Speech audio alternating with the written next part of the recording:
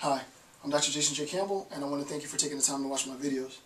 In this lecture, I'm going to continue my ongoing analysis of semiotics. In the previous discussion in section 1, I briefly introduced the three phases of linguistics. First phase being grammar, second phase being philology, last phase being comparative philology, comparative grammar. We then looked at some of the difficulties and the problems that arise in comparative philology, comparative grammar. Some of those difficulties was that Saussure says it's Indo-European focused. It doesn't compare and it doesn't articulate on the conditions for language as such, and it's too specific. It's not general enough for linguistic accounts. We then discussed neo-grammarians and the role that they had in the evolving process of linguistics in the linguistic community. And then what I did was I supported sort of the claims that the neo-grammarians made with philosophers. We looked at Wittgenstein's discussion on private language. We also looked at Locke's articulation of the role of society in helping us formulate our abilities to think and also our abilities to speak.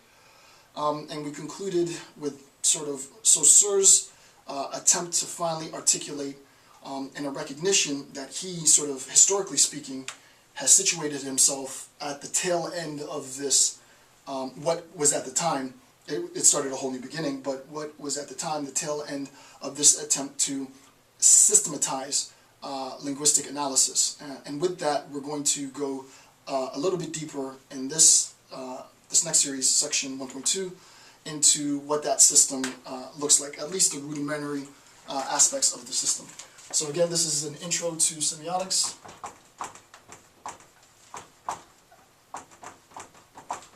And this is section 1.2.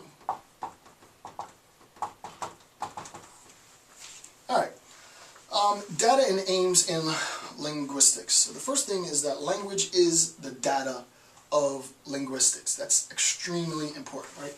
Language, L-A-N-G-U, language is the data of linguistics. T-S-T-I-C. L-I-N-G-U-S-T. Right. Language is the data of linguistics, right?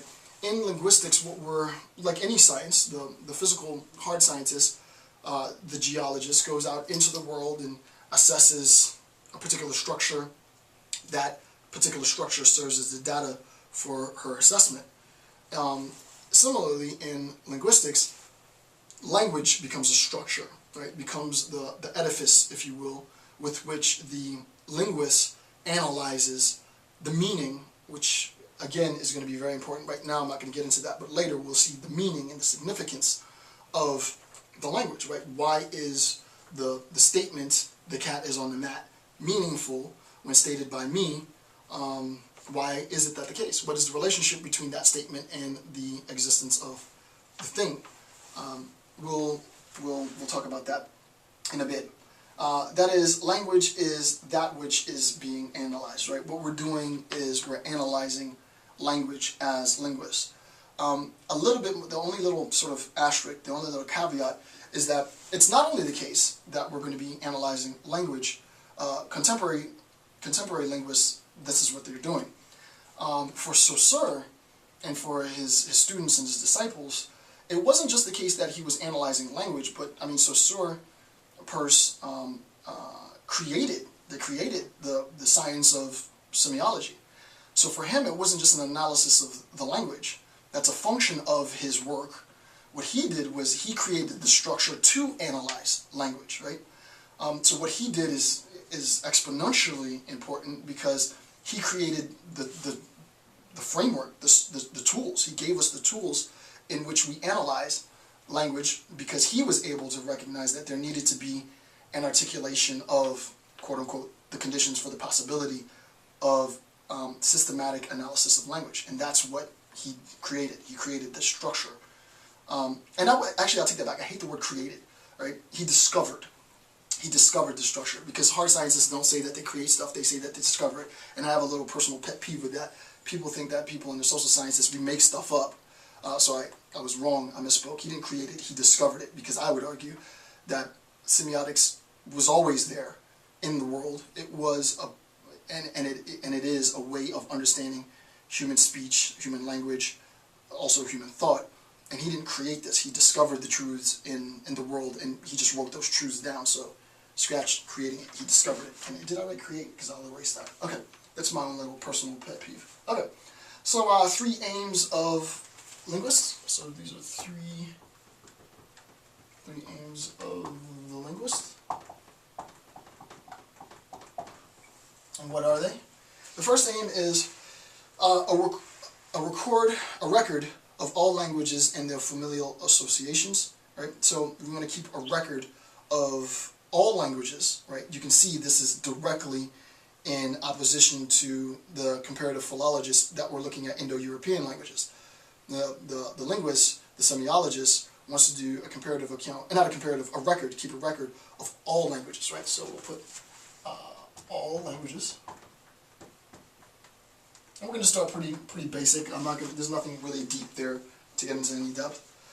Second point, identify operational, and this is important, identify operational laws governing the structure of language. So what are these operational laws, right?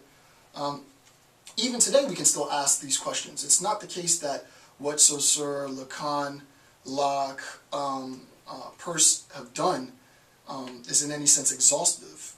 Philologists, linguists are still, to this day, looking to identify these operational laws, and even I, in this video, nearing the end, I'll give my own 2 cents of what I think some operational laws might be that haven't been discussed just yet. But yeah, what are the operational laws, right? So the operational laws that govern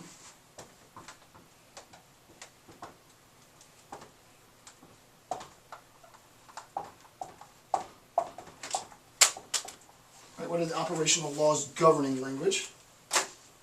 And then finally, number 3, and this is a quote, and this is from, where's this from? This is from the Course in General Linguistics from Saussure. Saussure says 3, quote, delimit and define linguistics itself. To delimit and define linguistics itself, right? We need to offer a definition of what it is that we are doing, and who it is that we are when we identify ourselves as linguists, right? So if someone comes to you, a 5-year-old comes to you and says, hey, what are you? And you say, I'm a linguist, and they say, well, what does that mean? You need to be able to define what it is that you do, right? So we need to define who the linguist is and what linguistics is, right? Who am I and what is it that I do, right? So we need to define.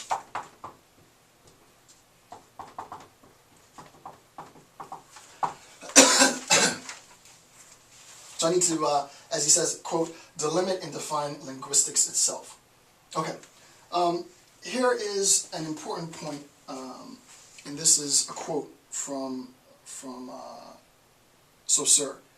And it's at this point that I want to really emphasize this quote, because now is when we're starting to get deep, right? What we're going to be looking at basically from here until the conclusion of the series are really the operational laws, right? What are these operational laws? Not to say that I'm not going to be doing sort of familial relationships, right? We'll talk about that a little bit when we get to value.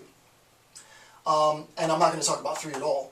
But what we're really going to look at are the operational laws. So it's at this point in the series of videos that we really get into the crux of linguistics and sort of step away from a very sort of introductory account.